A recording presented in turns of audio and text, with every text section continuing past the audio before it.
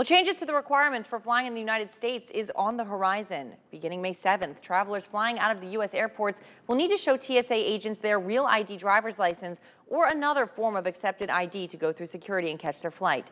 News 8's Marshawn Gunn talks about the changes and what you need to do before your next trip to the airport.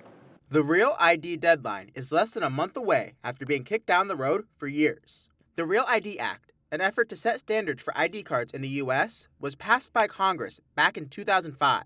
Now, the TSA is saying that passengers who show up without real IDs or alternatives can expect to face delays, additional screening, and the possibility of not being permitted in the security checkpoint. Now is the time, May 7th of 2025 is the deadline that TSA is saying, look, if you want to board a domestic aircraft, your driver's license, your ID is going to have to be Real ID compliant. AAA spokesperson Aixa Diaz says that DMVs across the country are slammed as stragglers rush to get their IDs. What's happening is a lot of people are not able to get an appointment before May 7th because a lot of these appointments are filling up fast. If you're having trouble squeezing in an appointment, you may still have a chance. DMVs in some states are offering extended hours. You may have to just do the old-fashioned thing and every morning just refresh your browser and see if any appointments have opened up. Inevitably, like with doctor's appointments, there will be cancellations. Some AAA locations offer Real ID appointments too. And if you can't get to it in time, check if you have another form of identification that's compliant. You can still board a domestic flight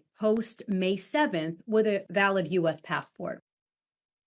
Well, here in the Quad Cities, DMV appointments are just as hard to get. We took a look at the DMVs closest to us, and DMVs in Galesburg, Kewaunee, and Aledo do not accept appointments. And in Silvis, where you can make an appointment, there are currently none available. So if you're wanting to fly anytime soon and don't have a passport, your best bet is to go to a Real ID facility on a Saturday for a walk-in appointment. And here's the documentation still needed when you go to the DMV. Make sure to bring documents that show your full name, date of birth, social security number, 2 proofs of residence, and lawful status.